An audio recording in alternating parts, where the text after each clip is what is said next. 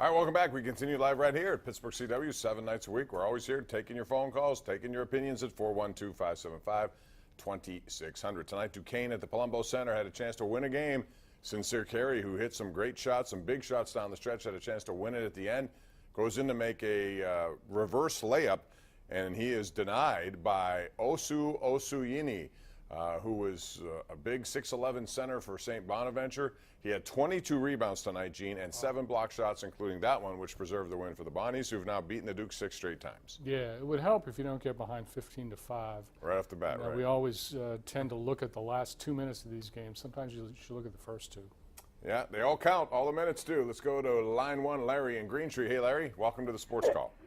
Hey, Bob, how you doing? Hi, Gene. Hey, what's up? How are you? A question to ask you. I heard Murray has a upper body injury. Right. Yep. Did he go on the road trip with him, or is he staying No, behind? he went. Everyone went. All the injured players went on the trip, including Malkin as well. But yeah, they're there. But he didn't practice. They brought up Jari, so it looks like he will not play tomorrow. And I would imagine DeSmith starts, and Jari is the backup. They don't know what it is, right? Well, they know what it is. We just don't know what it is. It's upper body as opposed to lower body, but it's somewhere on the body. It's an undisclosed injury. Thanks for the call. Let's go to line 2. Marilyn in Mount Hall. What's up, Marilyn? Hi. Hey, Marilyn. This gentleman just answered part of my question. Do they have any idea how long Murray's going to be out? They do, but we don't. We don't. But it's officially day to day, which could be a day or We're all day to day, Bob. We're all day to day. Do they That's think? true. Do you think that Murray is rather injury prone? You know, I like Gene, hate to use that because some of these injuries happen when you get run over in the crease. These goaltenders are sometimes sitting targets, and you can get a lot of concussions. I mean, most goaltenders in the NHL have had them because you're sitting there, guys are pushed into you. Sometimes they just go flying into you, and you don't have anything going for yourself. So Yeah, that's why we're hesitant to say those things Yeah. because players who are labeled injury prone, tend to develop this reputation of always being hurt, obviously, but often it's not their fault. So I hate to hang that label on. one guy would hang it on is Senquez Golson because he was a guy who came here and didn't even play, but he had 3 straight years of injuries for the Steelers. So that's someone who's injury prone before he ever took the field. Let's go to Rick and Elizabeth. Rick, what's up? Hey guys, how you doing tonight? Good. How are you? I just 2 quick points. Number one, I think baseball with all these proposed changes is just making more of a mockery of the game in itself. And then, Well, answer the question though. Would you want a DH or not? in the National League, no, Yeah. I would not. Okay. How about if they're going to tell you that it probably will happen? Because I like Gene. I think eventually it's going to happen. Well, you have to go with it. You have no choice at that point. Right. But I'm an old-fashioned as far as baseball goes. I don't like the DH or anything. But as far as recruiting goes, I think the WPIL, like Gene had said, it's very overrated. 1983, when the steel mills, everything went down, a lot of people left Western Pennsylvania. So the recruiting has just not been there because of population. Get your opinion on it. Thanks, guys. Gene? No, that's exactly right. I mean, I was covering college football as a beat guy in the late 80s and or rather the late 70s and early 80s when these cultural changes that you cite were unfolding. And, coaches then were saying that, this will be the end of, great Western Pennsylvania recruiting. There are still great players around, but there are a lot fewer of them. Got some tweets. Alex Kelklak on Twitter at Katie Pump at Gene Collier says too much messing around with baseball rules, no purity anymore.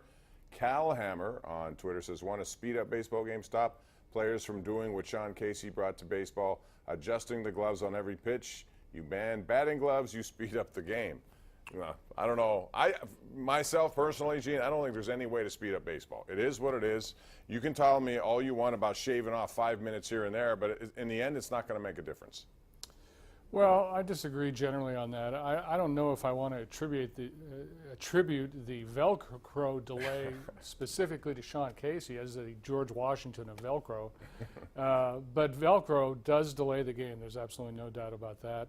And the game can be shortened in a number of ways, which I've enumerated in my columns to deaf ears over the years, including once you get in the batter's box, you cannot get out unless you're injured. You can't call time. You can't call time, and you cannot leave the batter's box. I would agree if they could, but they'll never institute They don't that. enforce it. They don't Right, enforce it. right. So Mike Lynch on Twitter says, Bob, I disagree with you. A 3-batter minimum is good. Why do players spend their whole life getting batters out from both sides of the plate, and then all of a sudden, once they get to the major leagues, righties can't pitch to lefties and lefties can't pitch to righties? Not true.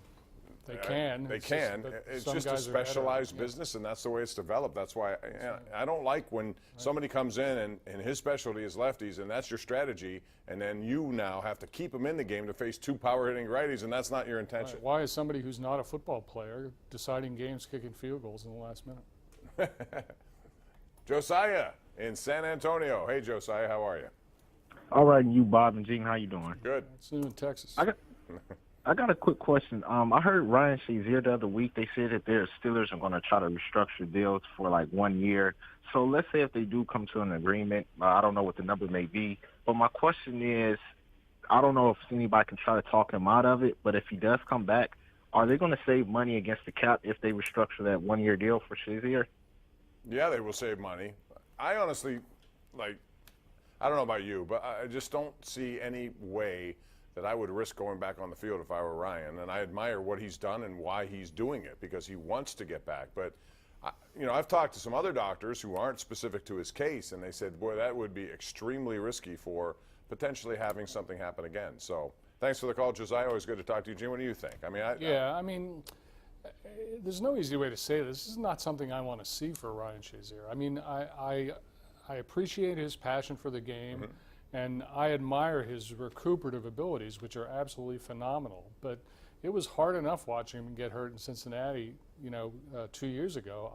I just don't want to see it again. I'm sorry. I don't think, his wife-to-be, his family, anyone, they don't want to see that. But like I said, I applaud his willingness to work as hard as he can with that effort, not to let go of that dream. I admire it to no end. It's more people need to operate like that. Right. Let's go to Bob in Johnstown. Bob, welcome to the Sports Call. How are you? Yeah, I just wanted to talk about the Steelers. If you can update everything on Le'Veon Bell, Antonio.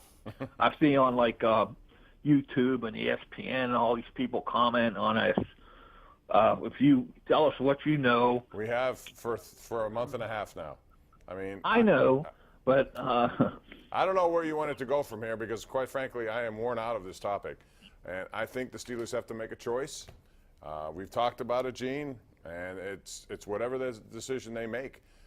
Unfortunately for Antonio Brown, if he truly wants to leave Pittsburgh, which you would suspect that's true because he keeps putting himself in other players' uniforms, then he's doing himself a disservice. All of these distractions, these daily occurrences, all they're doing is devaluing him and making it more difficult for them to trade him. Yeah, the one aspect of this that hasn't been discussed ad nauseum, I think, is that the possibility there's something wrong with Antonio Brown. Yeah. His behavior has become really erratic. He was never a guy who gave you off the field trouble. Not at all. But now he's involved in a string of incidents where he apparently acts out violently, and we've seen that in a lot of football players, and we generally know what causes it. And I hope that's not the case with him. We're going to take a break. It's 412-575-2600. Air your opinions. You could do it now. Do it 7 nights a week right here on the Ireland Contracting Nightly Sports Call, only on Pittsburgh CW.